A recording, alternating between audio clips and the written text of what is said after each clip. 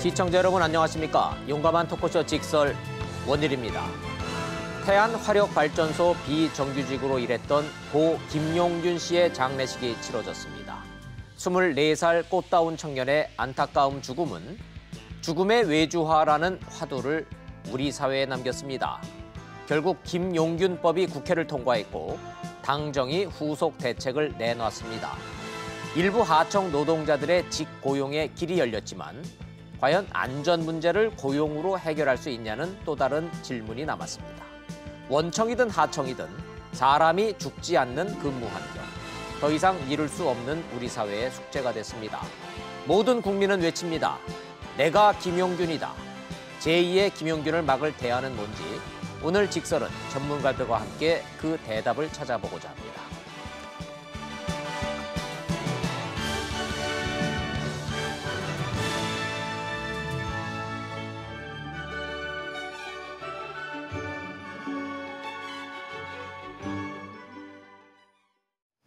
함께해 주실 전문가 세 분 소개하겠습니다. 먼저 중앙대학교의 이병훈 교수님, 서강대학교의 김연학 교수님, 그리고 서울시의 조성주 노동협력관님 나오셨습니다. 어서 오십시오. 안녕하세요. 네, 안녕하십니까. 고 김용균 씨 장례식장부터 먼저 다녀오겠습니다. 1,200명이 넘는 추모객이 줄을 이었습니다. 영상 보시고 토론 시작하겠습니다. 고 김용균 씨가 세상을 떠난 지 2달 만에 열린 장례식.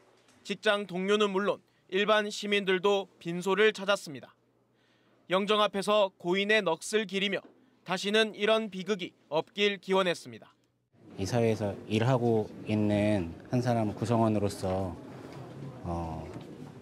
이 사회가 조금 더 안전하고 바르게 돌아갈 수 있는 길로 나아가는데 그 과정 중에 아무튼 희생되신 거니까. 여야 대표 등 정치권 인사들도 빈소를 찾아 고개를 숙였습니다. 지난해 말 산업 현장의 안전 규정을 대폭 강화한 이른바 김용균법이 통과됐지만 김 씨 유가족은 빈소를 서울로 옮기고 장례도 미룬 채 진상규명과 비정규직 문제 해결 등을 요구해왔습니다. 사흘 전 정부와 여당이 진상규명위원회 구성 등 후속 대책을 약속하면서 2달 만에 장례가 열렸습니다. 용균이 동료들 안전하게 일할 수 있게끔 저도 앞으로 삶을 그렇게 살려고 노력할 것입니다. 시민대책위 측은 내일 발의를 해 김 씨가 일했던 태안화력발전소 등에서 노제를 연 뒤 정오쯤 서울 광화문 광장에서 연결식을 갖기로 했습니다. 위험의 외주화, 죽음의 외주화, 이 문제에 대한 대안을 남기고 생을 마감한 김용균 씨 장례식장 다녀오셨습니다. 사고 59일 만입니다. 조성주 서울시 노동협력관님과 함께 이거부터 해보죠.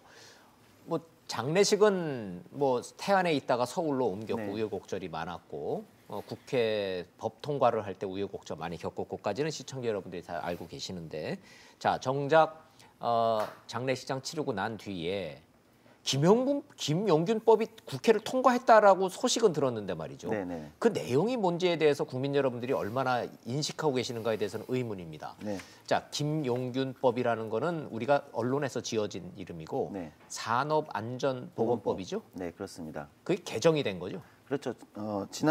작년에 이제 그 개정이 된 거죠. 예. 사실 우여곡절이 많았습니다. 그러니까 산업안전보건법은 아주 오랫동안 국회나 이제 관련 학계에서도 개정하기가 너무 어려운 법이다. 그러니까 산업에 미치는 영향력도 그만큼 크고 또 안전 분야에 대한 이제 정확한 어떤 규정이나 어떤 논리를 만들기가 굉장히 서로가 이제 치열하게 다투는 법이어서 아마 노동 관련 법 중에서는 가장 개정하기가 어려운 법이다라는 게 통설이었습니다.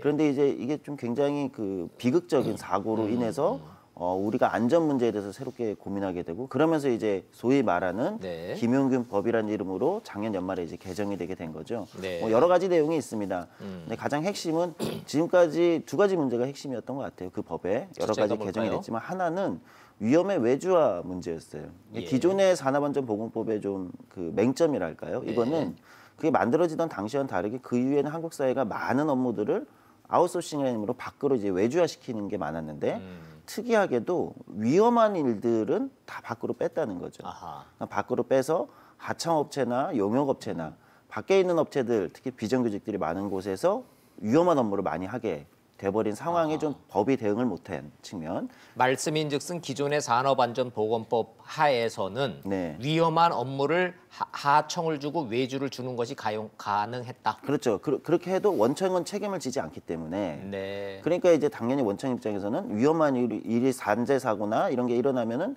책임을 져야 되니까 그런 게 높은 일일수록 밖으로 뺀 거죠. 아하, 이제 예. 그런 거에 대해서 일정 정도 제동을 건 게 좀 의미가 있고요. 저 도급 금지라는 저 용어 자체가 그렇죠. 도급이 원청이죠. 네, 한마디로 그렇죠. 말해서. 도급이라는 게 보통 이제 밖으로 이제 도급을 준다. 예, 하청 준다 그렇죠. 뭐 이런 예, 뜻인데. 같은 말입니다. 예. 현행은 어떤 금지 자체가 없었는데 이번에는 보면은 수은, 납, 뭐 듣기에도 좀 무시무시한 저런 내용들은 이제 그렇죠. 하청 못 준다 그런 얘기입니까? 그렇죠. 원청이 책임을 지고 해야 된다. 원청의 책임성을 인정한 거죠. 예, 위험한 거는 그럼 도급을 줄 수 없도록 법이 바뀌었다라는 네, 거. 그렇습니다. 또 하나가 있다면 뭐가 있을까요? 그리고 저는 개인적으로는 이제 산업안전보건법의 대상을 확대했다는 겁니다. 이번 이제 예전에 이제 근로자, 그러니까 예, 고용된 사람만, 예. 그러니까 이제 사용주와 이제 그 고용인이 명확한 요 관계에만 대상을 했다면 지금 노무를 제공하는 자로 좀 확대했거든요. 네. 쉽게 말씀드리면 우리가 지금 이제 배달 오토바이를 많이 이제 배달 음식을 시켜 예. 먹잖아요.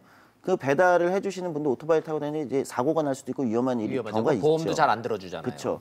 누구 소속이냐라는 거예요, 이분들이. 아하, 배달 소속이 앱으로 어디냐. 이제 시켜 먹기 때문에 예. 사실 소속이 명확치 않은 경우가 있어요. 이런 산업이 점점 이런 노동이 많아졌거든요. 네. 그러니까 이런 분들을 대상으로도 산업안전보건법이 좀 이제 적용이 되게 되는 거죠. 네. 이런 것들이 조금 이번에 그 김용균법 예. 연말에 통과됐던 거에 가지고 굉장히 의미 있는 변화다.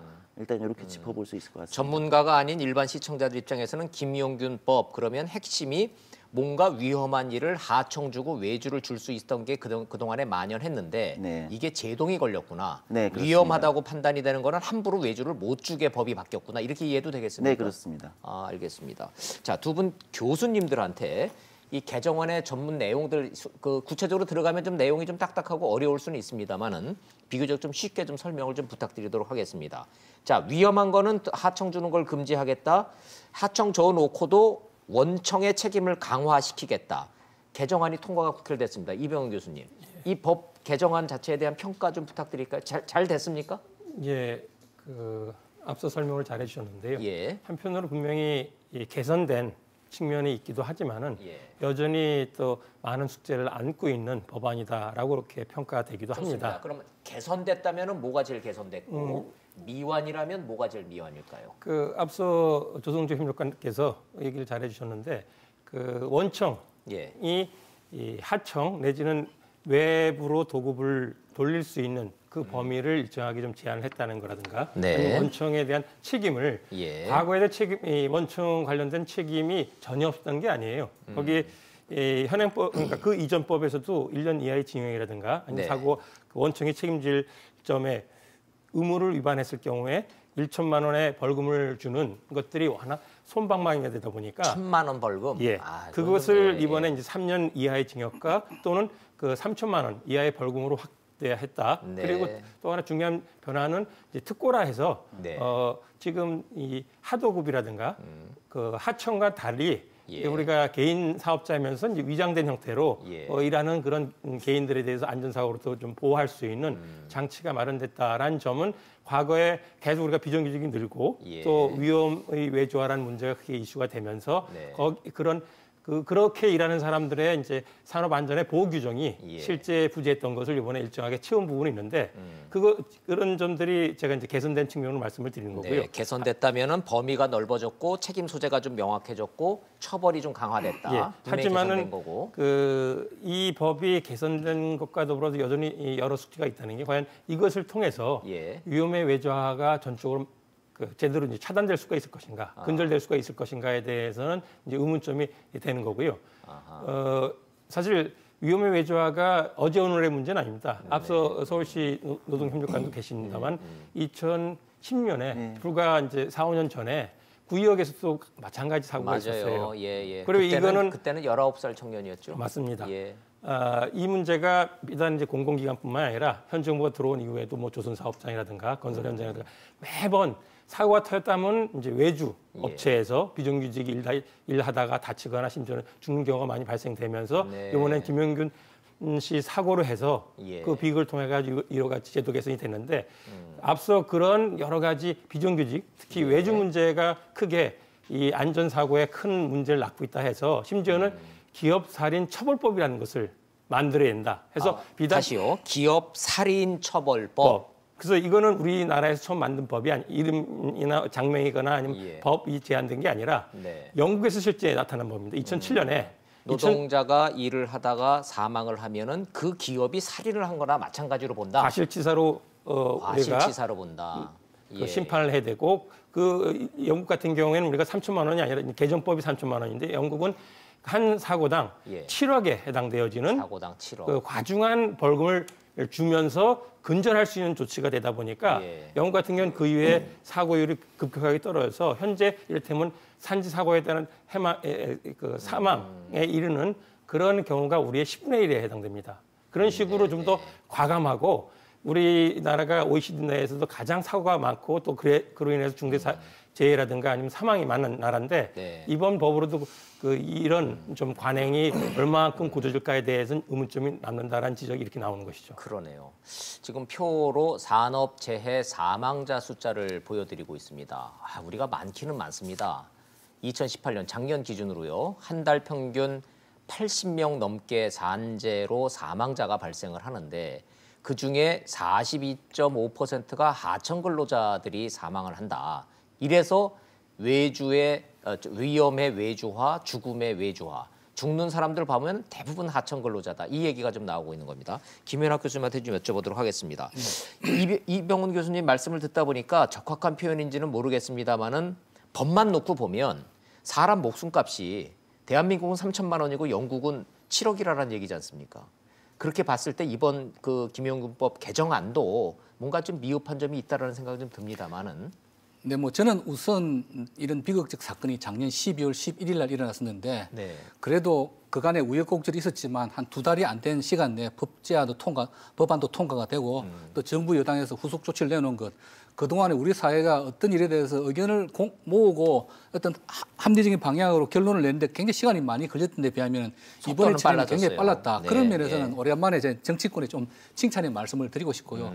근데 이제 아쉽다. 이병훈 교수님 말씀에 이제 일부 동조하는 부분이 이번에 이제 주로 들여다보는 건 이제 하청 원청 관계, 원청업자의 책임을 강조하고 처벌 규정을 강화한 것. 그래서 지금 이 교수님 말씀은 영국이 우리보다 처벌 규정이 훨씬 세니까 사고 원청업체들 좀 더 신경을 쓰고 사고를 줄이지 않았느냐. 근데 저는 그런 것 떠나서 조금 좀 아쉽다 그러면은 결국 이번에 도급이라든지 위험의 외주와 원청 하청 관계 이 부분만 집중적으로 개정이 됐는데 과연 이것으로 충분한 것인가? 우리 이제 4차 산업혁명이 일어나고 다양한 형태의 고용이 있고 꼭 육체적인 어떤 사망 사고뿐만 아니라 정신적인 어떤 스트레스나 폭력을 받는 경우도 많고요. 그래서 물론 이 짧은 기간 내에 이런 것들을 다 담기는 어렵겠지만 앞으로 변화될 어떤 우리 사회의 어떤 그 안전 문제 그리고 특히 이제 우리 사회가 사실 좀 안전불감증이란 말을 고도 성장기 때 안전보다는 우선 성과가 중요했으니까 그래서 현장의 안전 규정도 미흡하고 안전에 대한 투자도 미흡하고 여러 가지 시스템도 미흡하고 그리고 매뉴얼도 부족하고요. 설령 매뉴얼이 있다 하더라도 그걸 제대로 안 지키게 된 처벌 규정도 미흡하고 그래서 좀 굳이 제가 조금 더 욕심을 표하자면 그런 것들이 조금 더 좀 종합적으로 표현이 되었더라면 좋았을 텐데 우선은 뭐 급한 대로 이 원청 하청 문제만 이 법안에서 집중적으로 다루고 있는데 앞으로 이 차제에 우리가 안전 문제에 대해서 이제 전 국민적인 관심을 가지게 되었기 때문에 앞으로 변화될 산업 환경의 변화를 한번 살펴보고 그에 따라서 좀 과거를 그냥 뒤돌아보는 측면이 아니고 앞으로 전향적으로 우리 미래의 산업이 어떻게 바뀔 것이며 그에 따른 안전 규정을 어떻게 받게 된다. 그런 부분을 앞으로 추가되는 개정안에 좀 포함이 됐으면 좋겠고요. 그 얘기 좀 더 좀 해봤으면 좋겠습니다. 어차피 두 분 교수님이 문제 제기를 해주셨으니까 김용균법 얘기를 하다 보니까 두 분 교수님한테 평가를 여쭤봤더니 원청 하청 문제만 놓고 봤을 때 불합리하고 이런 개선점이 분명히 있는데 가장 근본적인 그 최종 목표지인 산업 안전 문제가 담보됐느냐 확보됐느냐 그건 아니다. 지금 이렇게들 좀 평가를 좀 하십니다. 그러니까 우리 산업 현장에 분명히 산업 안전 수칙이라는 것이 있을 것입니다. 그런데 그런 것들이 과연 제대로 지켜지고 있느냐? 제대로 이번에도 2인 1조 근무 원칙이라는 건 없었던 것은 아닌데 혼자서 이렇게 하다가 그렇죠. 뭐 원칙은 때문에 있었죠. 그러면 지켜지지 않는 그런 것들에 대해서 뿐이죠. 정기적인 점검이 왜 없었느냐? 그리고 정기적인 점검을 해서 그게 발견이 되었으면 페널티를 불칙을 받아서 왜 안 됐느냐? 사실 이번에 그나마 이 서부 발전은 한전 그룹 아닙니까? 공기업입니다.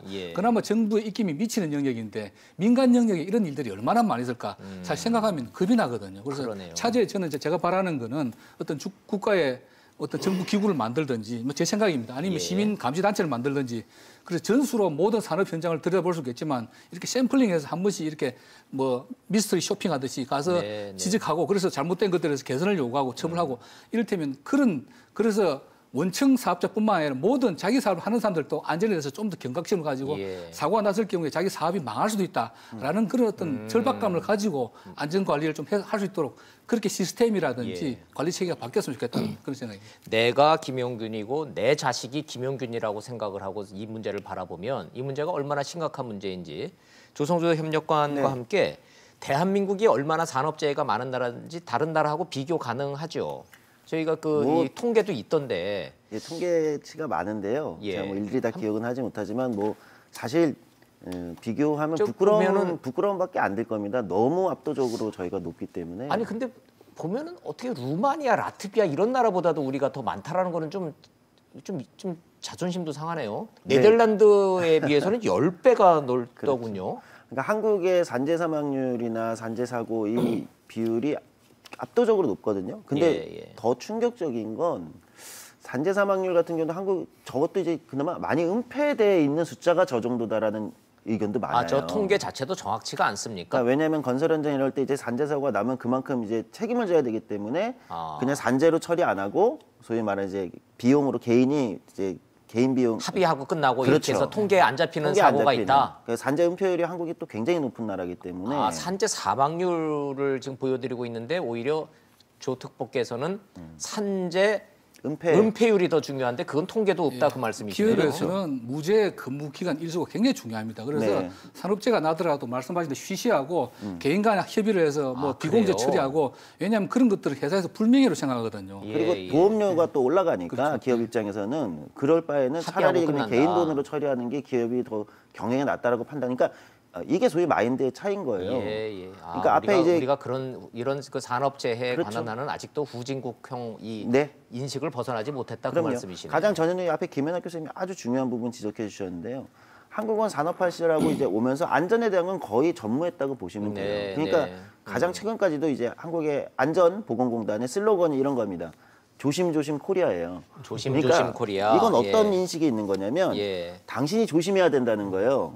근데 사고가 나면 당신이 조심하지 않았기 때문에 사고가 난 거니까 책임을 그 해당 근로자 노동자한테 지운다. 묻는 거죠. 조심조심 코리아. 조심해야 된다 그래서. 근데 최근에 안전보건공단이 슬로건을 바꿨어요. 김용균법 만들어지고 최근에 이제 안전 관련된 사회적인 어떤 관심 되면서 안전은 권리다. 이게 저는 정확한 관점이라고 보는 거예요. 즉 안전은 노동을 하는 사람이 또는 일을 하는 사람이 누구나 기본적으로 안전하게 일할 수 있는 권리로서 기본권으로 보장되어야 되는 것이다. 즉 그것을 어겼을 때는 기본권을 침해한 걸로 처벌해야 되고 그것이 안 지켜지는 곳은 기본권이 보장되어 있지 않다라는 인식하에 사회가 시스템으로 이 문제를 해결하고 이렇게 가야 되는데 지금까지 한국은 이제 조심하십시오 이렇게만 해온 거죠. 그러니까 이제 문제가 구조적으로 해결되기보다는 개인의 책임으로 계속 돌리면서 왔거든요. 그러니까 이제 저 통계에서 나타나지 한국의 안전 관련된 어떤 통계들이 정말 후진국이라는 말도 창피할 정도로 낮을 수밖에 없었던 거죠. 그러게요. 이게 세계 12위 경제대국이라는 한국의 민낯입니다. 자, 얘기 뭐 나온 김에 이 문제가 얼마나 중요한 문제고 얼마나 심각한 문제인지 시청자 여러분들이 이제 인식을 좀 하실다는 전제 아래 이야기를 좀 나눠 가보죠. 다시 그럼 돌아와서 김용균법이 그래서 바뀌었다라고 지금 언론에서 지난 연말부터 얼마나 대대적으로 보도를 했습니까? 조금만 좀 더 뜯어보죠. 그러면 산업안전보건법이 개정이 됐는데 안전 문제가 가장 근본적으로 해결됐느냐? 이병훈 교수님 여전히 동의 못 하시는 거죠? 뭐 앞서 말씀을 드렸고요. 거기에 좀 보태는 말씀을 좀 이런 점을 좀 강조해서 말씀을 드리고자 하는데요.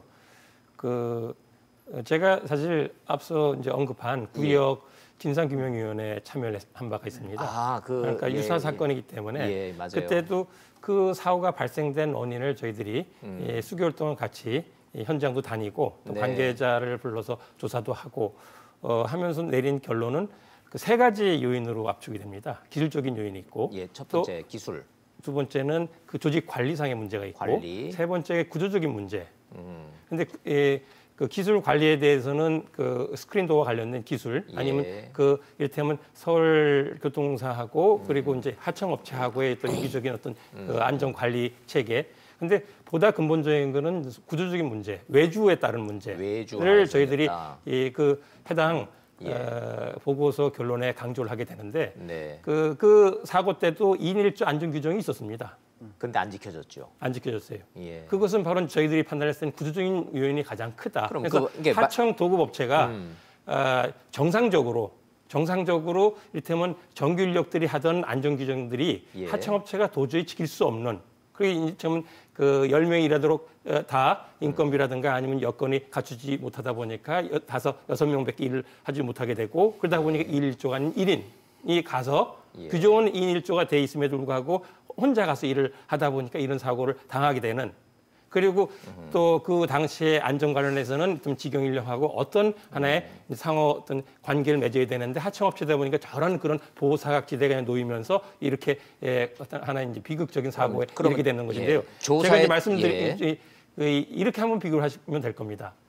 앞서 서부발전이라고 하는 데에서 이 사고가 나타난 것인데 서부발전은 지난 5년 동안에 사내 하청 인력들이 몇 사람이나 사실 죽은 사고가 발생됐음에도 불구하고 오히려 정규 인력들은 전혀 사망 사고 비롯해가지고 없어요. 안전사고가 제로다 보니까 모든 사업장으로 위험한 곳에는 가지 않으니까. 그러니까 일은 하청업체에 주고 또 관리는 이를테면 그 안전 규정이 정규직한테만 해당이 되니까 그래서 앞서 구역도 그렇고 이번 사고도 핵심 문제는 외주의 문제다. 외주에 있었다. 그래서 외주를 그래서 이제 노동계나 내지는 관련된 안전 시민단체 같은 경우는 외주를 근본적으로 차단해야 된다, 막아야 된다. 그래야지 이런 안전사고를 더 이상 발생 것을 막을 수가 있다라고 얘기까지 나오는 것이거든요.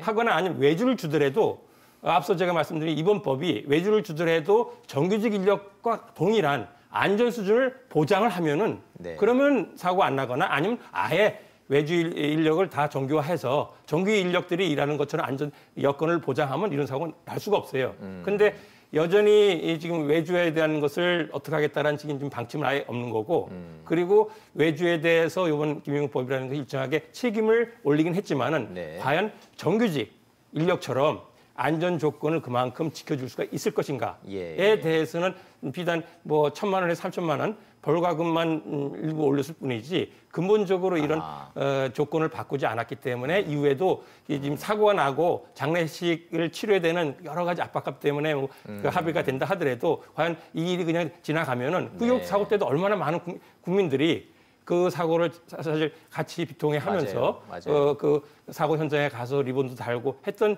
기억이 있지 않습니까? 그런데 그때 마치 뭐 관련된 법도 바꾸고 어떻게 관련된 그 조건들을 근본적으로 바꾸겠다라고 얘기만 시끄럽다가 그냥 지나고 나서 또 이런 일들이 계속 벌어졌던 것이기 때문에 이번 일에 대해서도 이번에 법 하나 바꾼 것 그리고 당정협의도 사실 이후에 어떻게 집행되는 걸 봐야 될 상황이지만 이 현재 같은 조치로 이런 일들이 되풀이되지 않는다는 보장이 있을 것인가 라는 점에 대해서 우리가 좀 엄중히 하나씩 따지고 더 보완할 부분을 좀 보완을 해야 된다라는 말씀을 드립니다. 제가 조금 보태자면요. 이제 산업안전보건법에서는 유해한 작업의 도급범죄, 이제 외주화 자체를 위험한 업무들 금지를 시켜버렸는데 사실은 우리가 외주를 주는 이유가 여러 가지가 있습니다.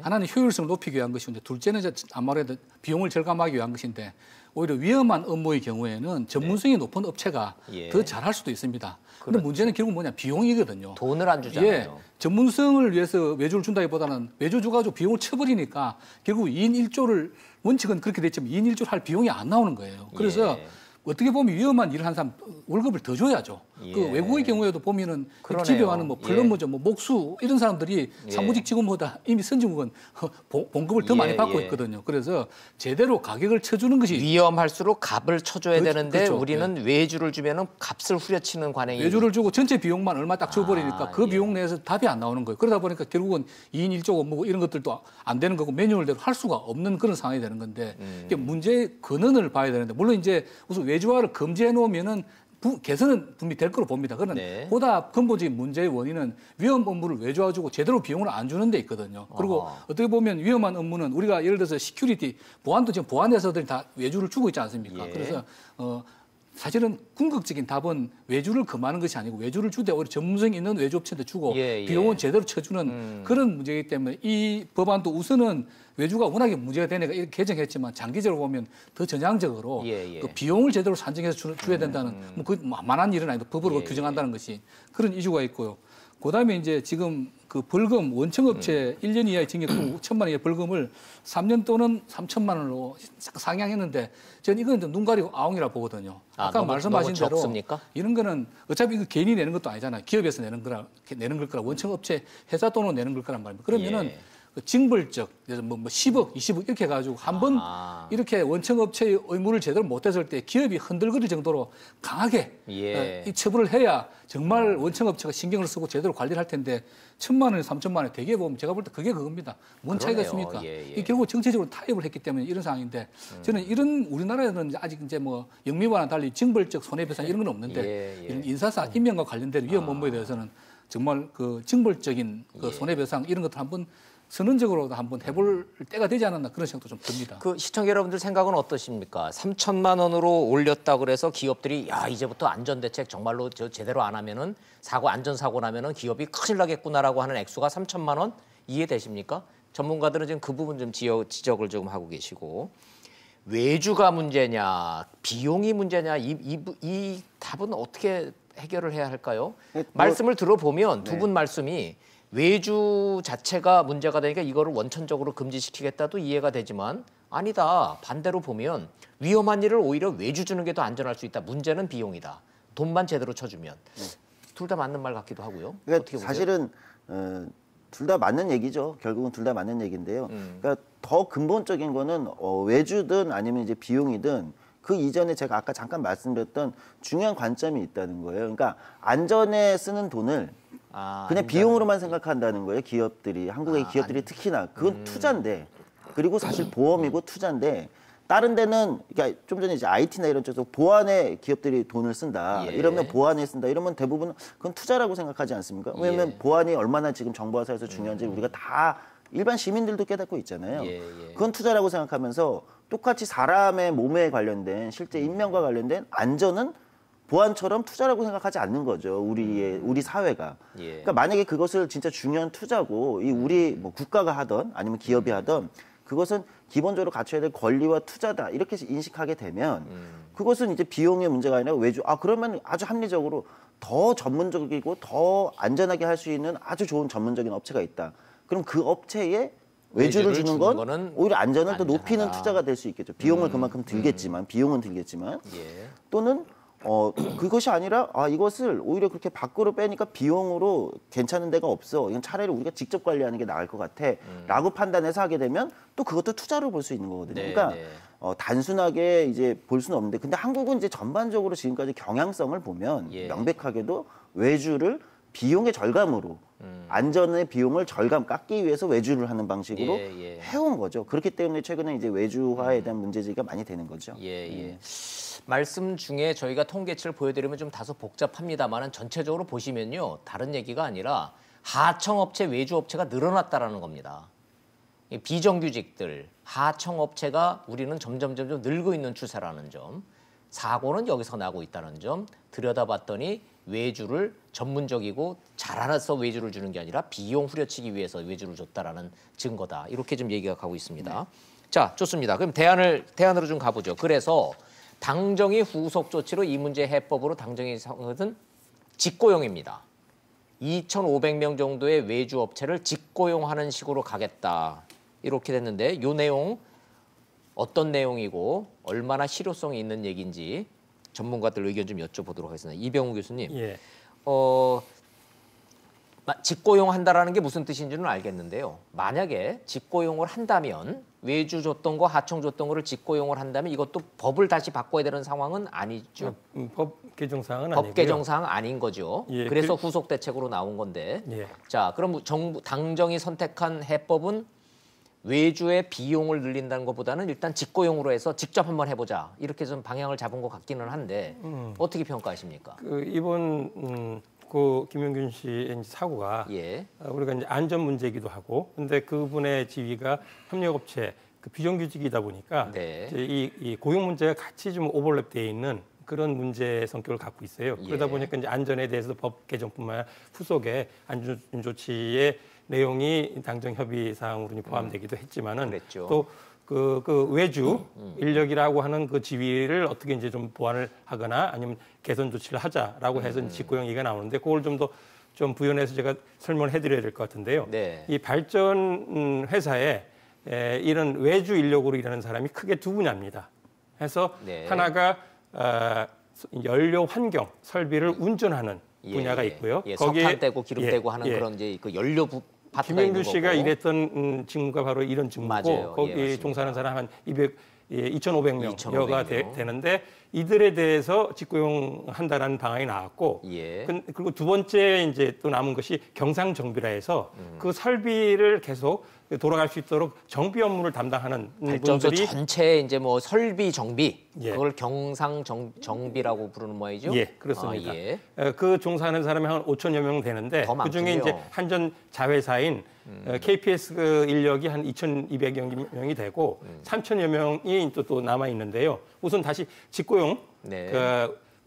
설비 운전에 2,500명이라 하면 그 직고용이 자칫 그게 발전회사의 직고용이냐라는 건 아니고요. 예. 이번에 당정 협의 사항으로 같이 의견이 모아진 것은 직고용이다 자회사. 예. 그러니까 발전회사 5개 발전회사가 통합된 자회사를 하나 설립을 해서 별도의 거기에 자회사를 고용을 하든가 만들어서. 아니면 그분들이 여러 지금 외주업체에 소속된 것 중에 가장 큰 덩치의 회사가 한전산업개발이라고 하는 네. 민간업체인데 마침 한전이 A 주주로 2대 주주로 이제 참여를 하고 있어서 그걸 공개화한다. 여러 가지 방안을 일단은 이제 자회사를 설립을 해서 2,500명을 그쪽 회사의 직원으로 고용한다라고 네. 하는 방안이 있고요. 두 번째 이제 경상 정비 인력에 대해서는 앞으로 어떻게 할 것인가. 단지 이번 당정 협의에서는 그들이 지금 3년이라는 예. 그 업체의 계약이자 그들의 예. 이제 고용 계약이 그렇게 한시적이니까 이런 사고가 났다라는 판단이 있으면서 그걸 6년으로 늘려놨을 뿐이지 그분들에 대해서는 일단 이제 현 정부가 추진하는 비정규직 정규직화 노사전 협의체에서 예. 그들의 어떤 신분에 대한 전환 문제를 다루도록 한다라고 하기 때문에 이 문제도 대략 원칙적인 그리고 또 상당히 좀 비어있는 내용을 담고 있다라는 얘기가 있어서 예. 이후에 할 일이 상당히 많이 남아있는 걸로 말씀을 드리는 겁니다. 혹시 시청자들이 직고용을 한다 그러니까 한전이 그 외주 업체들을 전부 다 정규직으로 직고용한다는 이렇게 오해를 하실까 봐 저희가 표를 만들어서 말씀을 드리는데 그 교수님 말씀을 종합을 해보면 일종의 자회사를 설립을 해서 그 자회사가 흡수하는 정규직으로 직고용하는 방식이다. 이 말씀을 지금 드리고 있는 겁니다. 김현학 교수님. 네. 근데 그냥 상식적인 질문인데요. 예. 직고용하면 안전이 더 올라갑니까? 그렇지 않죠. 그렇지 않은데 이제 아까 우리 지금까지 이야기했지만 예. 제가 볼 때 아주 장기적으로 이상적인 정답은 이 전문성이 높은 민간 업체가 맡아야 효율성이 올라간다고 생각됩니다. 그런데 우리 현실이 또 우리 조 협력관 말씀하셨지만 IMF 예래로 우리 사회가 구조조정이라든지 원가 절감에 너무 혈안이 돼가지고 아웃소싱은 무조건 외주는 무조건 비용 절감의 수단이지 이게 전문성을 높이거나 업무의 효율성을 높이는 수단으로 생각되는 경향이 적단 말입니다. 그래서 이상적인 안은 조금 장기적인 과제로 남겨두고 단기적으로는 뭐 기업을 통합 법인을 만들어서 정규직으로 고용하는 뭐 제가 볼 때 저 세 가지 대안 다 비슷한 대안 같은데 답밖에 없다고 생각하는데 근데 좀 문제는 있습니다. 뭐냐면 어떤 문제가 있을까요? 공기업 하면 어떤 느낌이 드십니까? 비효율, 방만. 낭비. 그래서 이게 멀쩡하던 분들도 저도 한때 공기업에 근무해봐서 뭐 제 얼굴에 침 뱉는 이야기 같습니다만은 예. 공기업은 고용이 굉장히 보장되지 않습니까? 그러다 예, 보니까 이제 젊은이들이 굉장히 선호하고 있기도 한데 공기업에 취직되는 순간 사실 신의 직장. 나쁘게 말하면 이제 도전 정신이 사라지고 예. 안이하게 되고 그래서 사실은 효율성이 떨어지는 것도 사실입니다. 사실은 그래서 구조조정 얘기가 나오면서 아웃소싱 얘기가 나오고 그렇죠. 외주해야 된다라고 지난 20년 동안 대한민국이 그렇게 구조 개편을 해온 건데. 그렇지만 뭐 현실적으로는 지금 현재 상황에서는 어쨌든 너무 열악한 조건에서 일들을 하고 계시니까 공기업으로 정규직을 만들어 하는 이런 어떤 당정에서 만든 게 좀 뭐 최선의 대안인지는 모르겠지만 차선책으로는 불가피 안 같고요. 네. 그다음에 아까 이야기하셨듯이 이 외주 비용을 우리가 이제 뭐 대차 대접 항목에 보면 지급 수수료로 계산하는데 그걸 하지 말고 말씀하신 대로 투자비로 산정을 하고 해라. 그리고 정부 경영 평가를 할 때 안전에 대해서 안전에 대해서 돈 쓴 예산을 거는 지출한 것을 예, 오히려 인센티브를 인정을 해줘야 되는데. 인정을 하고 인센티브를 줘야지. 그걸 경비 절감 안 됐다고 뭐 그렇게 하지 말고 그럼 뭐 정부가 얼마든지 민간기관 정부가 조정할 수 있는 항목이거든요.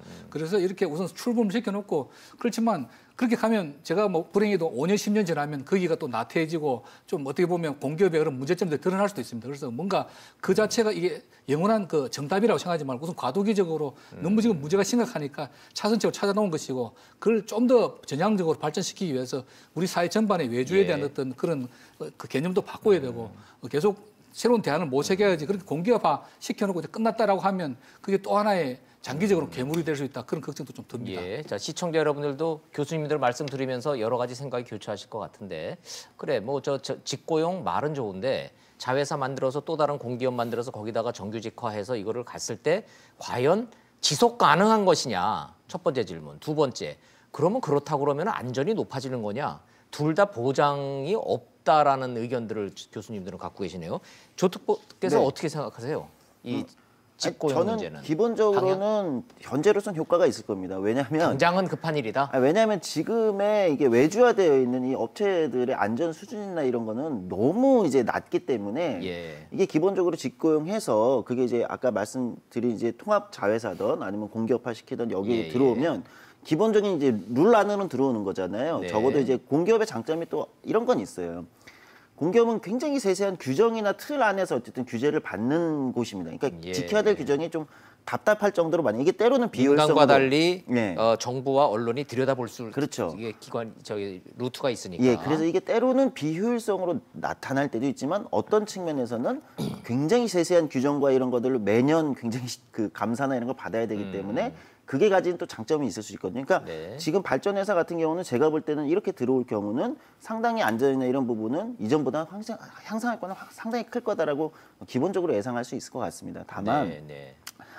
저는 이제 이 부분은 있을 거라고 생각해요. 김현욱 교수님이 잘 지적해 주셨는데 모든 거에 적용할 수 있는 안이라는 건 없는 겁니다. 그러니까 이거는 지금 우리나라의 지금 5대 발전회사로 쪼개져 있는 것도 굉장히 좀 독특한 형태이긴 하거든요. 이것도 이제 과거에 발전 민영화 하면서 다 쪼갠 거예요. 그렇죠. 예, 예, 그래서 사실 예. 어떤 시민들 입장에서는 똑같은 일들인데 왜 회사 이름만 다르게 그렇죠. 있는 건지라고 예, 생각하고 예. 이게 예전에는 효율적이라고 생각했지만 지금 과연 효율적인 건데 사장 자리 만들어놨죠. 예, 의문이 있단 말이죠. 예. 이런 것처럼 어떤 지금 현 조건에서의 나온 대안이죠. 당정에서 나온 예, 대안이지. 예. 이것 자체가 무슨 어떤 뭐 모든 거에 적용할 수 있는 안은 아니다. 네. 이렇게 보입니다. 다만 이 사건에서는 기본적으로는 저 대안으로 갔을 때 아무래도 발전 쪽에 안전이라는 건 올라갈 거고 저는 아예 좀 구조적으로 이번에 고민을 해야 된다. 발전이라는 곳은 여러 가지 업무 중에서도 굉장히 위험도는 높은 곳이에요. 그리고 그 위험도라는 거는 일하는 노동자들만이 아니라 시민들한테도 영향이 굉장히 큰 그렇죠. 그 안전이라는 측면이 예. 그 일하는 노동자만이 시민까지 영향을 끼치기 때문에 전체 발전에 대한 어떤 좀 이번에 재구조와 당장은 아니더라도 좀 전략적인 고민은 할 필요가 있겠다 이런 생각이 듭니다. 뭐 시청자 여러분들한테 종합적이고 구조적인 대책이 시급합니다 하는 얘기는 뭐 언론에서 하나마나 하는 맨날 그 기사예고만 같아서 그건 저희는 일부러 좀 빼고 좀 사전에 제가 받아놨던 그 정말 일반인의 눈높이에서 온 질문입니다. 이거 좀 여쭤보죠. 직고용 좋은데 직고용해서 들어가는 돈을 오히려 외주 업체에게 제값을 주고 해서 외주 업체들이 제대로 일을 하도록 안전수칙을 지키도록 하는 게 좀 더 장기적이고 합리적인 대안 아닙니까? 라는 일반인의 질문이 있습니다. 직고용하면은 얘기는 돈 아낀다는 얘기는 아닐 거 아니에요, 최소한. 돈은 쓸 텐데 예. 그 돈을 이렇게 누가 봐도 이거는 정답이 아니라고 하는 지속 가능하지 않다면 외주 업체에 제대로 돈을 주도록 하는 방법은 없었습니까? 불가능했을까요? 예, 저도 외주 뭐 반대론자는 아니고요. 예. 외주가 우리가 이제 시장이라든가 산업 구조라든가 또 말씀하신 대로 기술 여건이라든가 여러 바뀌면서는 거대 공룡처럼 모든 것들 하나의 공기업이라든가 공공 부분으로 묶을 이유가 없는 것이죠. 필요한 부분은 민간 전문 업체라든가 민간이 더 잘할 수 있는 그런 분야에 말 그대로 외주라든가 네트워크형으로 관계를 맺으면서 전체 국민들한테 요구되어지는 서비스를 잘 제공할 수가 있을 터인데, 근데 우리가 98년도 이후에 이런 이제 외주 비정규로 이제 많이 늘어나면서 그 한국적인 외주화 내지는 한국에서의 소위 외부화 또는 비정규 고용이라는 형태를 보면은요, 그것이 그 서구 선진국에서는 어떤 전문성이라든가 유연성이라든가 특정 목적으로 공공기관이든 민간기업을 추구하는 게 아니라 그것과 더불어서 말씀하신 대로 항상 이제 후려치는 것들이 함께 들어갔어요. 그러니까 우리가 이론적이나 이상적인 거는 말씀하신 대로 다 공공기관하고 민간기관하고 다 이렇게 서로 잘할 수 있는 것들이 조합해서 어떤 기능을 수행하면 좋은데 한국에서는 그러기보다는 오히려 매우 그러니까 임금을 내지는 인건비를 비용을 절감하는 그런 방식으로 합리화라든가 건전하라든가라는 이유로 내세우면서 이 일이 추진되다 보니까 그러니까 우리가 따르는 문제가 정상적인 외주화가 아니라 위험의 외주화, 심지어는 이제 죽음의 외주화라는 형태로 흘러가게 되면서 거기에 대한 근본적인 어떤 문제 제기를 하게 되는 것이고요. 앞서 김 교수님이 말씀하신 대목에 대해서 하나 좀 우리가 한번 논의할 거리, 제가 뭐 반박이라기보다도 방금 제가 말씀드렸듯이 저는 공공이 다 답이라고 말씀드린 거 아닌 것처럼 그 얘기는 시장으로 가면 모든 문제가 거기서 비롯된다. 민간이 다 문제다라고 얘기를 하는 것이 아닌데 그럼에도 불구하고 우리가 그 공공 부분, 공공성을 지켜야 될 부분에 대해서는 조혜연 작가님께서 얘기하신 것처럼 공공성이라면 국민들이 우리가 전기라든가 아니면 뭐 이 철로와 같이 이 공공재를 제공하는 부분에 대해서는 우리가 효율성을 추구하기보다는 모든 국민들에게 이를테면 적정한 하나의 가격에 적정한 하나의 서비스를 제공할 수 있는 그런 형태가 되는 것조차도 이것이 이제 효율성으로 재단해가지고 무조건 공공부는 이게 비효율하다, 방만하다라고 지적이 된다 한다면 그거는 굉장히 이제 이 논의를 호도하면서 그러면서 또 다른 이제 공공 부분의 반발이라든가 또 문제가 복잡해지고요. 그래서 우리가 앞서 발전 부분에 대해 앞으로 어떻게 할 건가, 외주의 문제를 어떻게 할 건가라고 했을 때는 지금도 무슨 위원회를 구성하거나 뭐 노사전 협의체 한다 했을 때 좀 투명하게 데이터를 좀 올려놨으면 좋겠어요.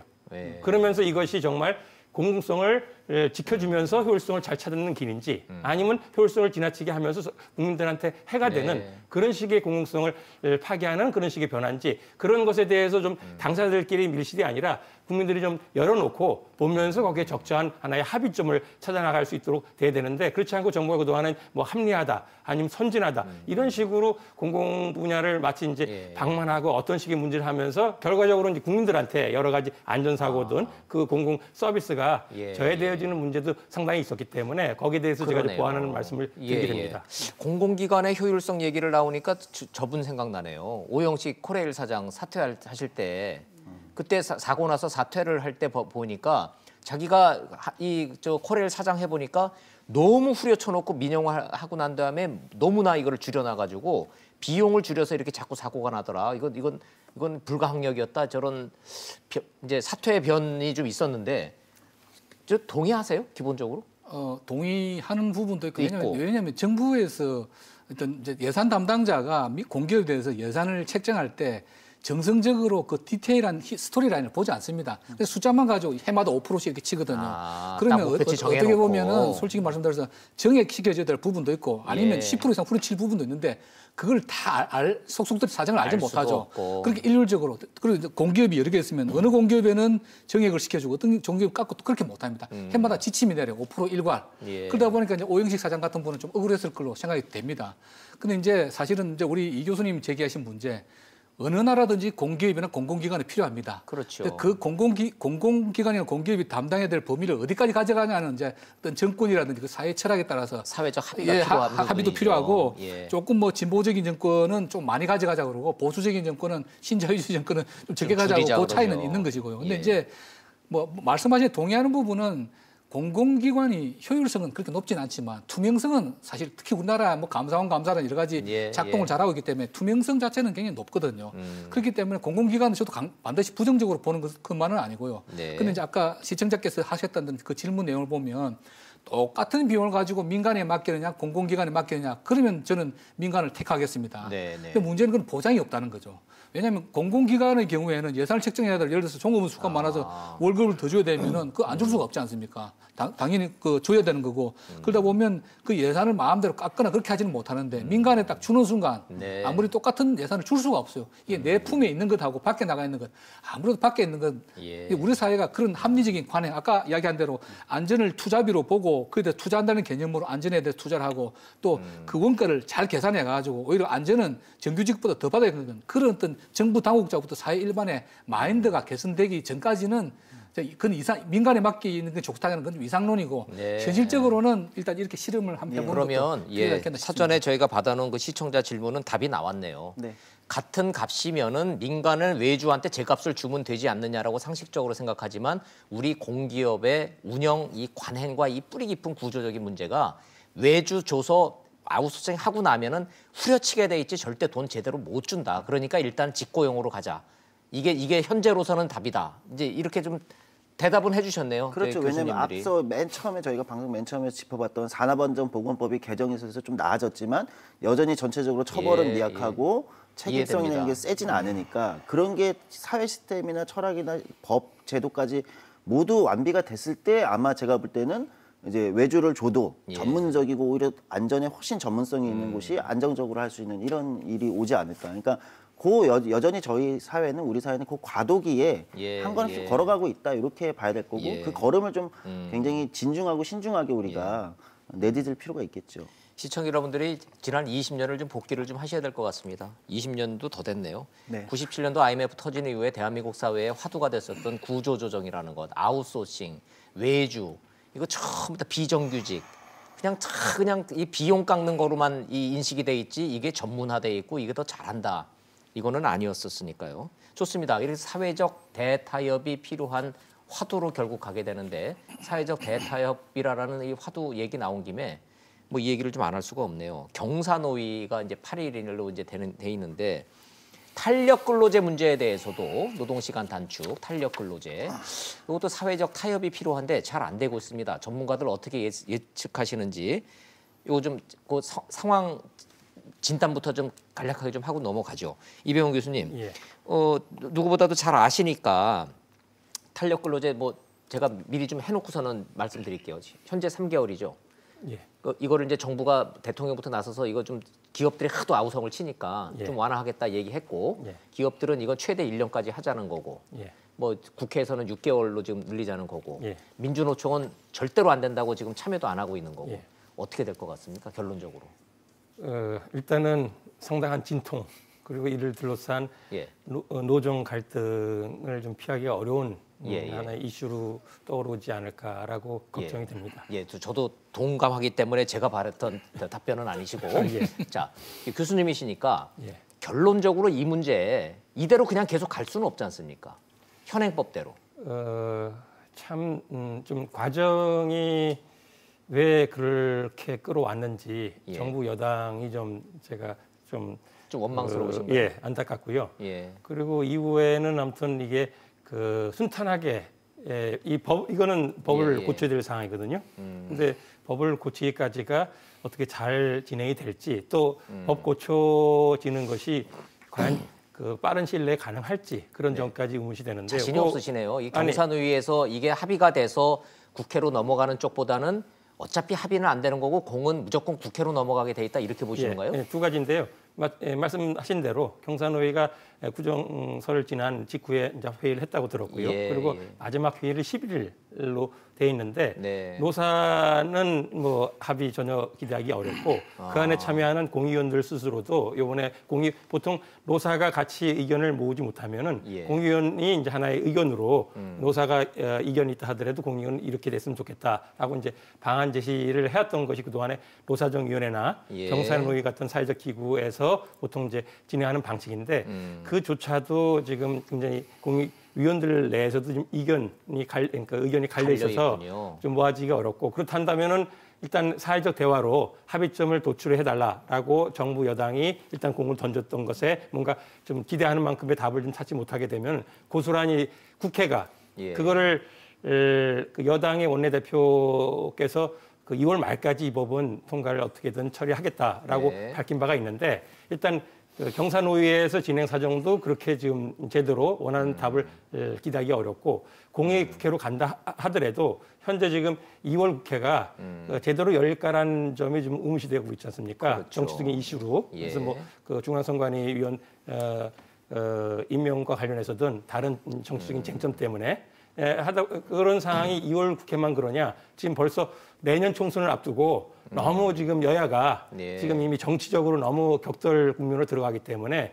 정상적으로 일단은 법을 개정을 하겠다라고 얘기는 끝냈습니다만 이제 이 노사 간의 대화도 그렇고 국회 내 사정도 그렇고 이 법이 굉장히 많은 하나의 분란거리로만 등장이 되고 여하의 어떤 법 개정 절차로 진행이 될지 그런 점에 대해서는 굉장히 좀 의문시가 되고 있을 것 같아요. 학생의 심정으로 다시 여쭤보면 정리해서 여쭤보면은 시끄럽겠지만 잘 안 될 것 같다라고 보시는 거네요. 현재 진행은 그렇습니다. 저는 그 희망 스킨 표현을 하면 저는 잘 될 거라고 생각을 하고 또 그렇게 돼야 된다고 생각합니다. 잠깐만요. 정리 좀 할게요. 시청자 여러분들이 헷갈려 하시니까. 경사노위 시한은 다음 주 월요일이면 끝나는 거죠. 다음 주 월요일 날은 경사노위에서는 된다 안 된다 결론이 나야 되는데 현재 민주노총, 한노총 뭐 다 빠져 있고. 자, 국민적 합의가 중요하고 그 국민적 합의는 당연히 양대 노총이 포함이 됩니다. 그렇지만 양대 노총이 지금 합리적으로 발언하고 의사결정을 내리고 있는지에 대해서는 많은 국민들이 의아스럽게 생각하고 있다고 저는 국민의 한 사람으로 생각합니다. 그래서 저도 정부 여당이 조금 더 잘 끌어왔으면 좋았겠다는 생각하지만 또 나름 최선을 다하고 할 만큼 했다고 봅니다. 자, 그러면 이제 믿고 가야 될 것은 여론이라고 생각합니다. 지금 탄력 근로제에서 여야 간에도 합의가 다 된 부분이고 제가 여론조사는 보지 못했지만 국민의 80~90%가 찬성한다고 저는 생각합니다. 그렇다면 뭐에 찬성한다는 말씀이세요? 탄력 근로제를 확대하는 것에 대해서. 확대한다. 그러면 현재 3개월인데 이거를 6개월로 하는 안을 말씀하시는 겁니까? 재계가 요구하고 있는 1년으로 확대하자라는 걸 거기에 대해서는 지금보다 확대돼야 된다고 하는 거는 뭐 기본적으로 3개월, 6개월 확대하고 노사 간의 합의가 있으면 뭐 1년까지 확대할 수 있다. 뭐 그런 정도를 타협안으로 생각하고 있고요. 그래서 경사노위에서 딱 부러지는 결론은 나기 어렵다 저도 생각합니다. 그렇지만 이제 경제도 어렵고 하니까 정부가 이 경제 정책이나 노사 문제에 대해서 좀 리더십을 가지고 과감하게 결단을 할 때도 됐고 뭐 항상 이렇게 충돌하는 여야지만 이 부분에 대해서는 야당도 크게 의견이 다르지 않다고 생각하고 있고 그래서 제가 희망 스킨 관측이라고 하는 제가 뭐 꼭 그렇게 안 될 수도 있겠지만 정부가 이번에는 조금 경제 정책의 리더십을 가지고 다수 기업과 국민들이 원하는 방향대로 좀 과감하게 원내대표께서도 정부도 노동계의 반대를 무릅쓰고 확대하는 쪽으로 갈 거다 이렇게 전망하시는군요. 뭐 일단 원내대표께서 여당 원내대표께서 2월 말까지 어떻게 해서 결론 내겠다고 하셨으니까 그런데 현실적으로 제가 지금 자꾸 이 질문을 드리는 이유가 경사노위에서 합의가 돼서 국회로 넘어가면 그나마 좀 쉬울 텐데 합의가 돼서 넘어가도 여야가 싸울 텐데 합의하지 못한 상태로 얘따 모르겠다 알아서들 하셔 여야로 근데 이 되겠습니까 지금? 김 교수님 말씀하신 대로 사실 여야 간의 이견은 크지 않은 주제입니다. 오히려. 그래서 오히려 다른 이슈 때문에 국회가 정상적으로 열리지 못해서 이 문제가 미뤄지거나 아니면 다른 정치적인 하나의 여야 간의 격돌로 해가지고 이 문제가 어떻게 보면 덮여질 수가 있을지 몰라도 일단 정상적으로 국회가 가동이 된다 한다면 뭐 통과될 가능성은 적지 않은 건 사실이죠. 저는 정부 당국 특히 대통령과 우리 정부를 책임지고 있는 고위 책임자분들께서 결심을 하실 문제라고 생각이 됩니다. 이제 저는 결단을 한번 하셔야 되지 않겠나 하는 생각을 하고 있습니다. 자, 그럼 딱 한 가지만 짚고 넘어가 보죠. 이거 양대 노총 괜찮을까요? 노동 전문가이신 우리 조특보께서는 어떻게 보세요? 저는 그런 측면에서 경사노위에서 2월 11일까지가 넘어간다 하더라도 그러면 국회로 공이 넘어가잖아요. 만약에 국회가 열려도 국회에서 저는 여야 간의 이견이 크지 않은 건 알겠지만 합의 처리, 그러니까 통과시키는 거는 저는 좀 반대하는 입장입니다. 왜냐하면 그러니까 그렇게 될 경우 사회적 대화라는 틀 자체가 저는 무산되니까. 다 무너지는 예. 거라고 보거든요. 왜냐하면 그렇죠. 경영계도 당사자지만 예. 이 근로시간에 관련돼서는 노동자들도 당사자입니다. 왜냐하면 일을 하는 사람들이니까요. 그러니까 어렵더라도 그리고 예. 오래 걸리더라도 사회적 대화라는 건 어렵고 오래 걸리기 때문에 다 모아서 사회적 대화를 해보자라고 하는 거거든요. 노사만 놔뒀을 때 얘기가 안 되기 때문에 그렇기 때문에 저는 오히려 다시 논의를 돌릴 수도 있다. 다시 논의를 시작하는 기다림도 필요하다. 그리고 저 탄력적 근로시간제 관련해서 저는 좀 입장이 지금 3개월인 거에 대해서 경영계들이 이제 굉장히 힘들다 이러면서 이제 문제 제기를 하는데 네. 저는 솔직히 정말 힘든가. 왜냐면 이게 올해 지금 아직 제대로 시행도 안 해봤어요. 이 탄력적 근로시간제라는 게 올해 그러니까 지금 법 시행이라는 게 계속 유예하고 왔던 거잖아요. 그러니까 지금 사실 올해 한번 시행해보면서 문제가 발생하면 그거에 대한 공감대를 모아서 또 논의를 가져갈 수도 있다고 보거든요. 근데 저는 조금 너무 속도를 너무 내는 게 아니냐. 예. 그러니까 예. 실제 타격이 없는 업종도 있지만 굉장히 타격이 심한 업종도 있습니다. 그래서 일반화하기는 어렵지만 당장 그 굉장히 힘들다는 업종이 많이 있고 경제가 어려운데 뭐 경제 잘 돌아가는 것보다 더 중요한 정책 아젠다가 어디 있겠습니까? 예. 그 더구나 지금 사회적 합의를 본 내용, 뭐 사회적 합의에서 노조는 빠졌지만, 근데 민노총은 보니까 자기들도 의사결정을 못하더만요. 뭐 모든 안건이 다 부결되고 예. 그런 자기들 스스로 의사결정을 못하는 그런 그 조직에 우리나라 경제의 운명을 제가 말씀이 나온 김에 저도 뭐 기업체도 근무하고 학교에서도 근무하고 있지만 요즘 정말 밖에서 이 경제인들이나 혹은 교수님들도 마찬가지 만나면 경영경제 쪽으로 우리나라가 정말 중대한 갈림길에 있다.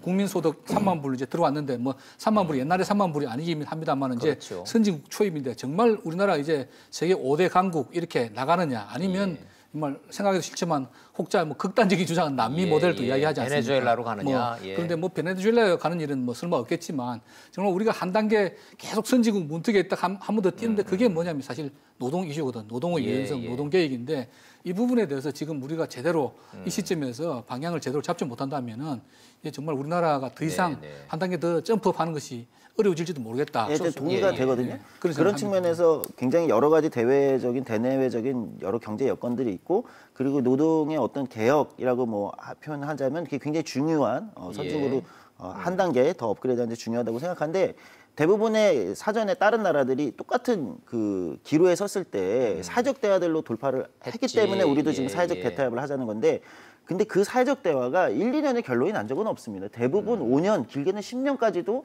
꾸준히 진짜 미래를 놓고 진지하게 꺼내놓고 진짜 솔직하게 타협을 해보자. 굉장히 지난한 과정을 거쳐가지고 된 거거든요. 근데 한국은 사회적 대화조차도 예를 들면 1년 만에 이 중요한 기로에 있다는 건데 그 중요한 기로의 선택을 1년 만에 선택하자? 저는 이거는 오히려 더 뭐랄까요? 조급증에 더 위험한 판단을 할 가능성도 있다고 그러면 요 질문 하나만 좀 답변해 주십시오. 조 협력관님 저 의견은 뭐 논리적으로는 이해가 돼요.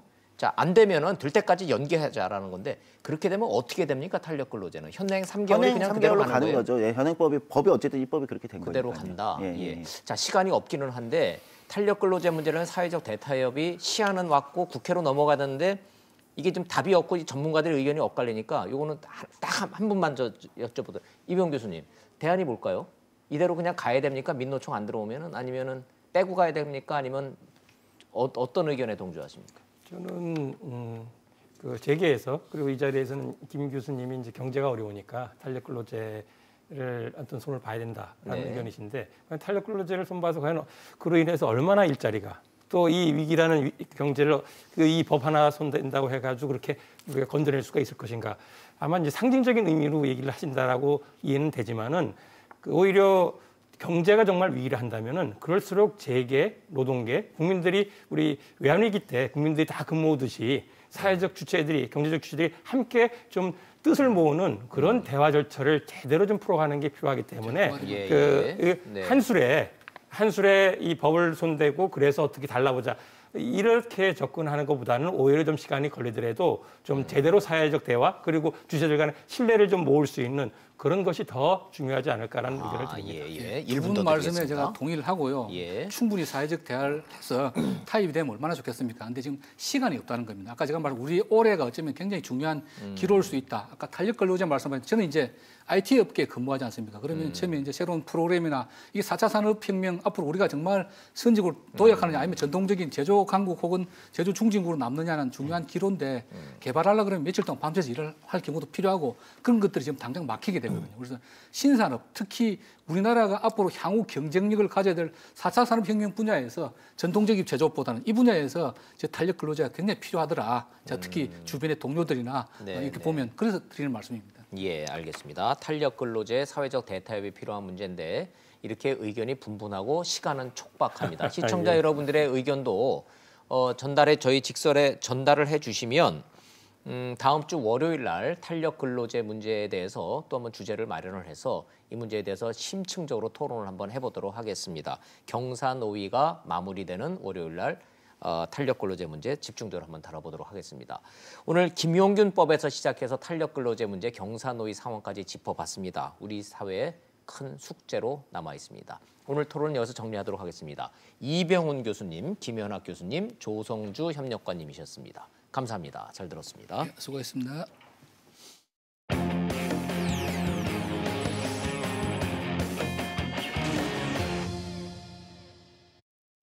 또 하나 안타까운 소식 하나 전해드리겠습니다. 우리나라 응급의료 발전을 위해서 헌신해 왔었던 국립중앙의료원의 윤한덕 센터장이 설 연휴 기간 동안에 사무실에서 숨진 채 발견됐습니다. 전형적인 과로사입니다.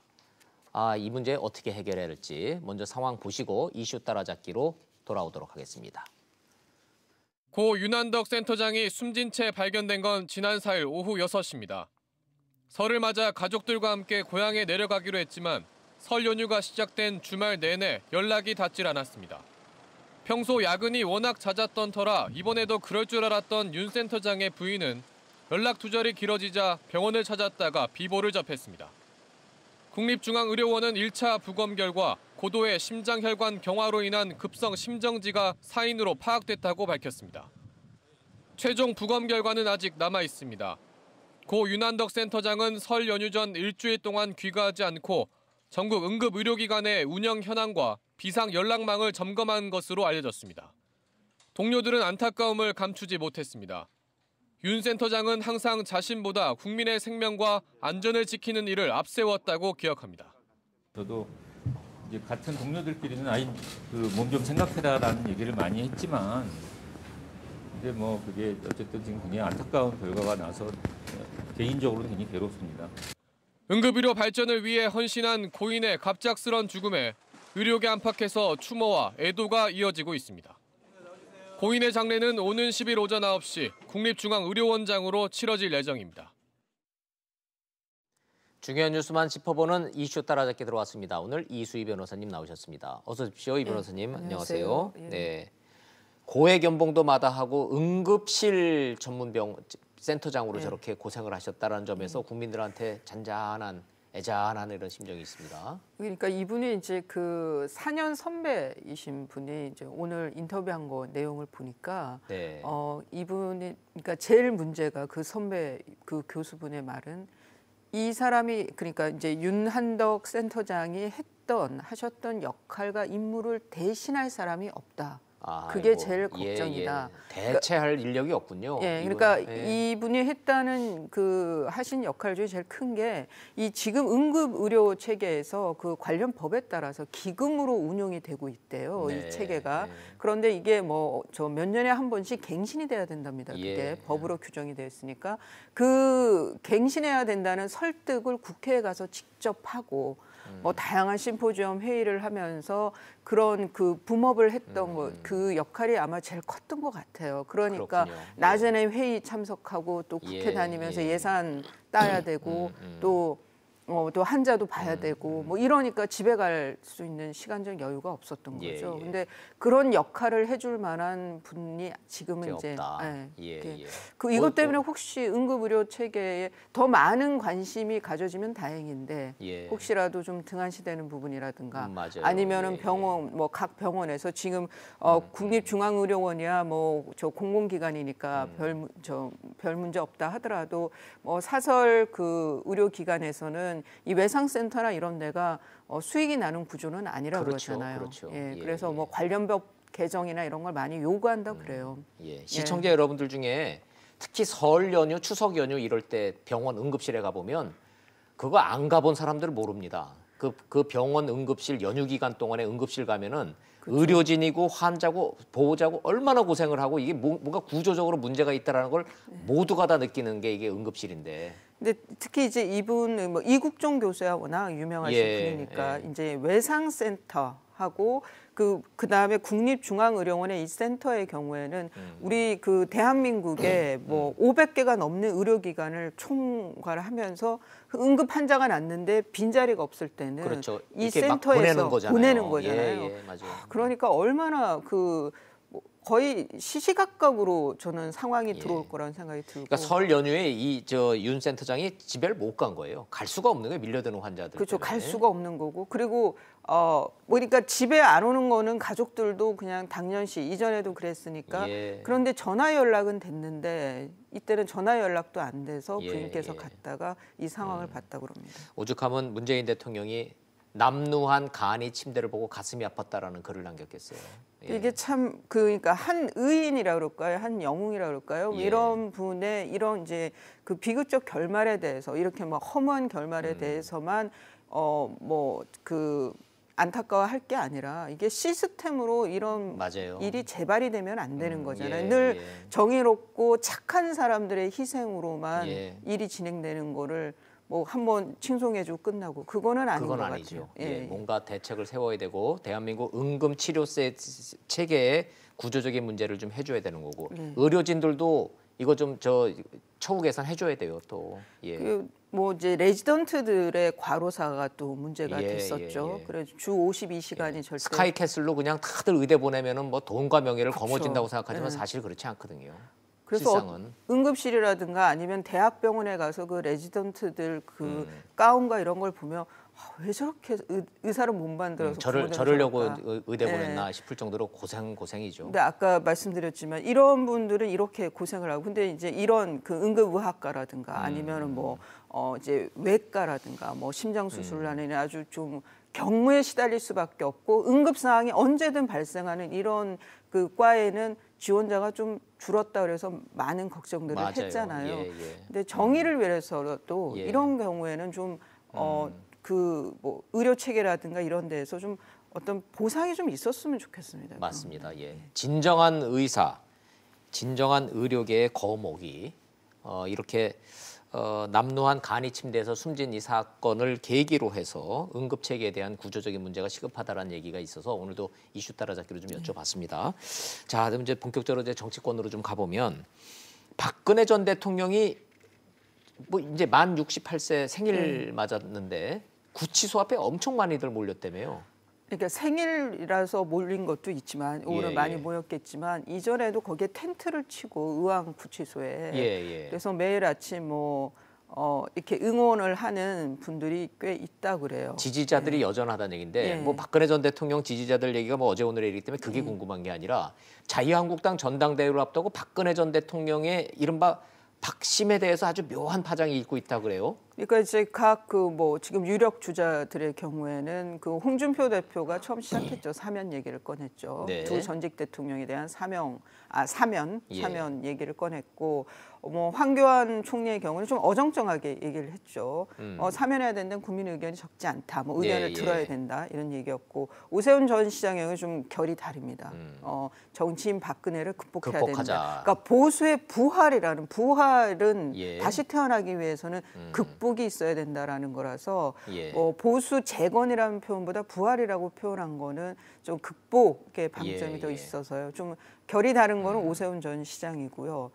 그런데 아마 저게 그 겨냥하는 지지표들이 있는 거죠. 황교안 전 총리의 경우에는 뭐 유영하 변호사는 친박인지 모르겠다 이렇게 물음표를 했지만 그렇지만 TK 쪽의 책임 당원들에게는 뭐 박근혜 대통령과 같이 가까운 사람으로 지금 인식되고 있고. 근데 그거 좀 한번 좀 여쭤볼게요. 이게 저 궁금해하시는 분들이 많던데 황교안 전 총리가 자유한국당에 지금 전당대회 출마하면서 지금 1위라며요. 뭐 대세라고들 그렇죠? 하죠. 친박계들도 지지를 한다며요. 그런데 박근혜 전 대통령 접견 신청했는데 박근혜 전 대통령이 계속 거절했다라고 소문이 있었는데 유영하 변호사 말은 확인을 해준 거죠. 맞다라는 거죠. 박근혜 전 대통령이 안 본다는 거죠, 얼굴을. 그러니까 이제 유영하 변호사 말을 누구도 검증해 줄 수는 없죠. 검증해 줄 수 있는 분은 지금 박 전 대통령밖에 안 계시니까. 그런데 그 유영하 변호사가 어제 이제 뭐 언론에서 얘기한 거는 박 전 대통령으로부터 전해 들었다. 여러 차례 접견 신청이 왔는데 내가 거절했다. 거절한 이유를 유영하 변호사에게는 설명을 했지만 내가 방송에서는 말하지 않는다라고 했어요. 그런데 그 내용들을 뭐 이제 뭐 아름아름 뭐 다 알려진 얘기만 여쭤보면 처음에 허리가 안 좋아서 의자 좀 놓아달라 그랬는데 그게 거절당한 게 매우 서운해했다 박근혜 전 대통령이. 그게 이제 어느 선까지 보고됐는지는 알 수가 없는 거죠. 근데 여기에 대해서 황교안 전 총리는 그 당시 권한대행이니까 자 의자 하나 놓아달라?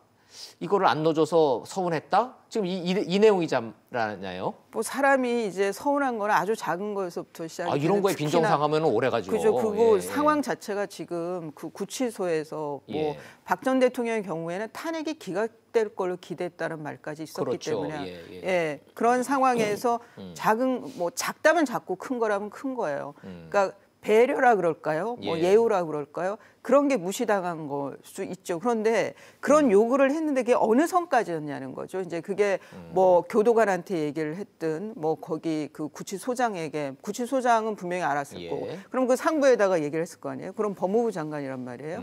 그럼 법무부 장관이 어디까지 얘기를 아니면 그냥 어느 선에서 거절이 된 건지, 그러니까 그게 고난대행까지 갔는지 이거는 아직 밝혀진 건 아니에요. 그 기자들이 안 물어보나?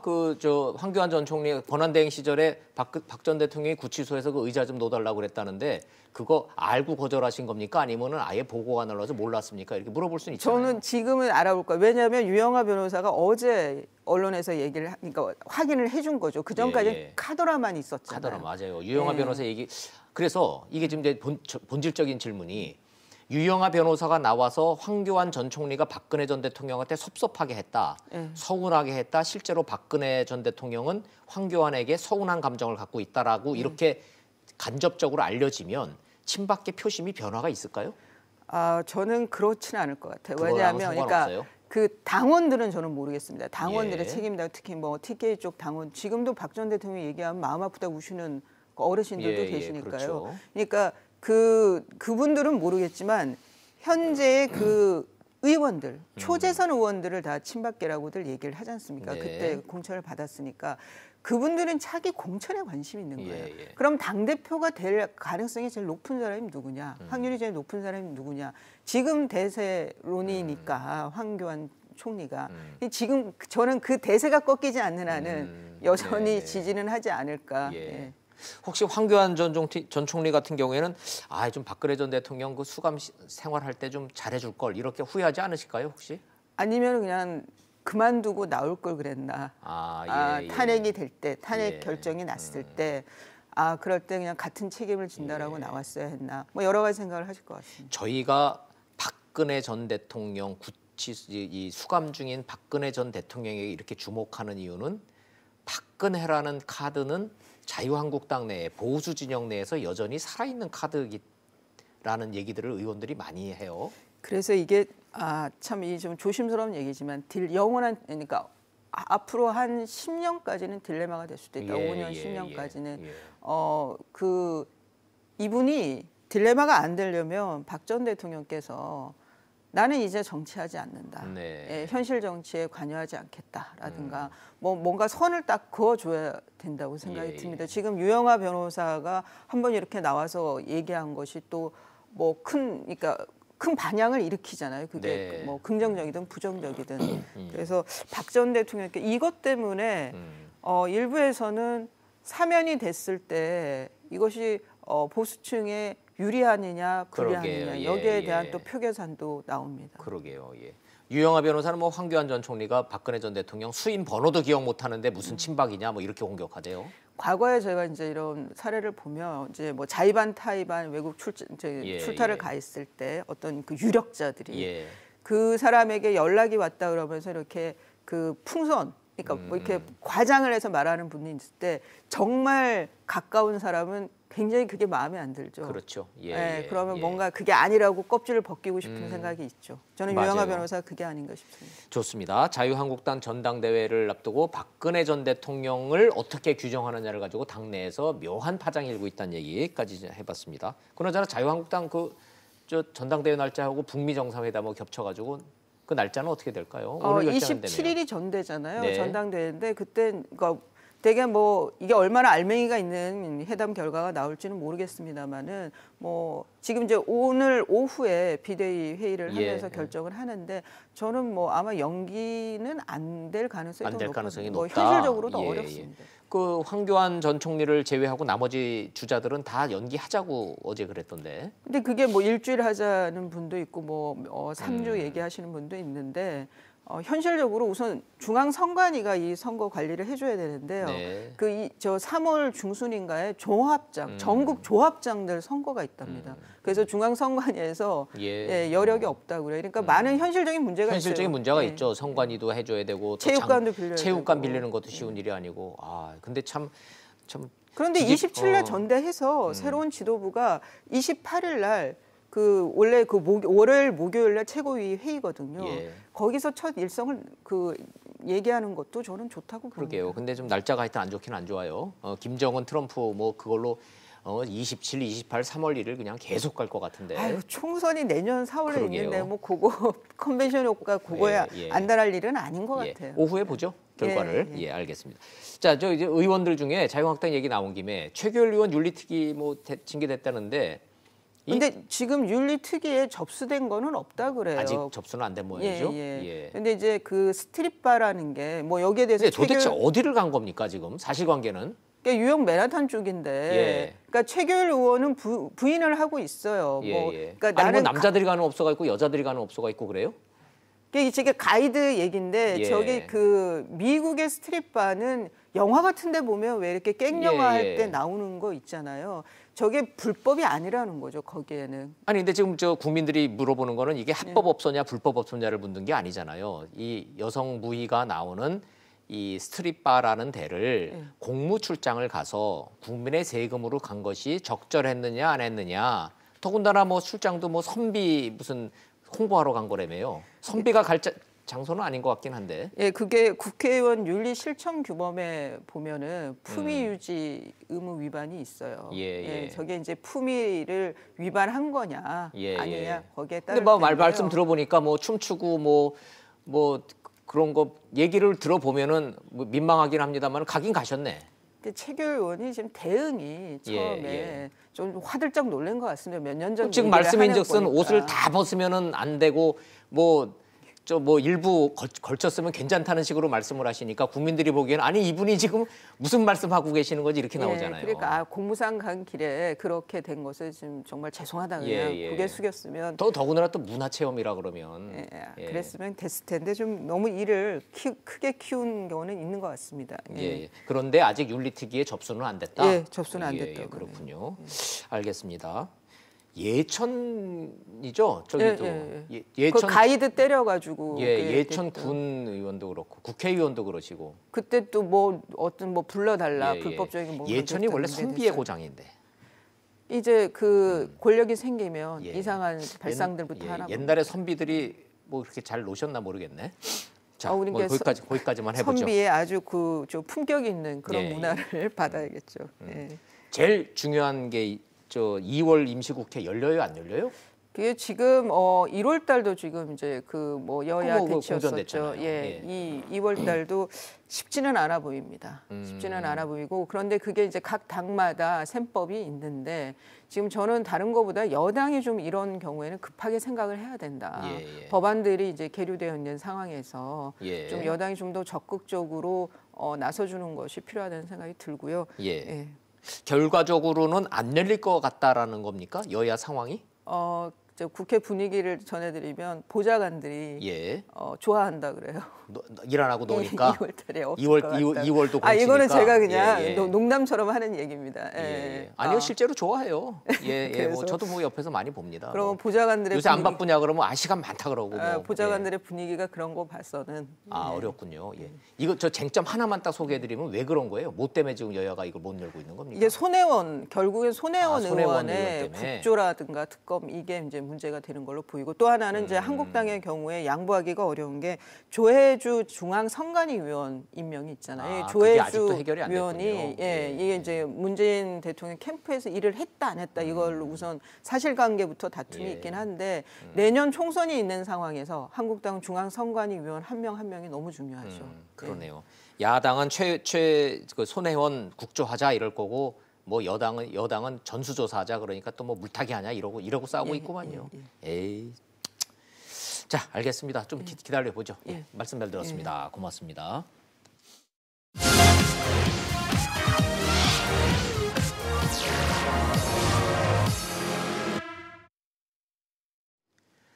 관객 1000만 넘긴 영화를 보다가 정신없이 웃다 들어온 대사 한 줄이 남습니다. 조폭이 묻습니다. 닭집 주인이 왜 그러냐고. 그랬더니 대한민국 소상공인 목숨 걸고 장사한다고 주인공이 답했습니다. 목숨 걸고 장사한다. 더 이상의 표현이 있을까 싶습니다.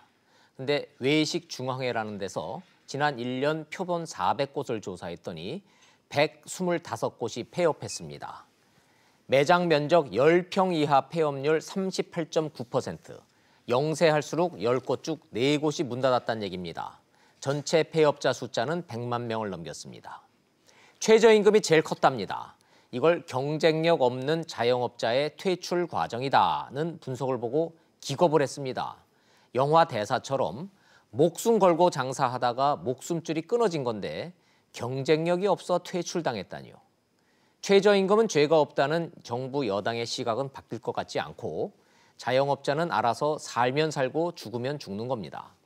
정부도 애초에 목표가 이건 아니었을 겁니다. 정부든 경사노위든 국회든 자영업을 위해서 뭐든 해야 합니다. 올해도 이대로 가면 목숨 걸고 장사하는 소상공인 민심 정말 떠납니다. 직설 마치겠습니다. 시청해 주셔서 고맙습니다.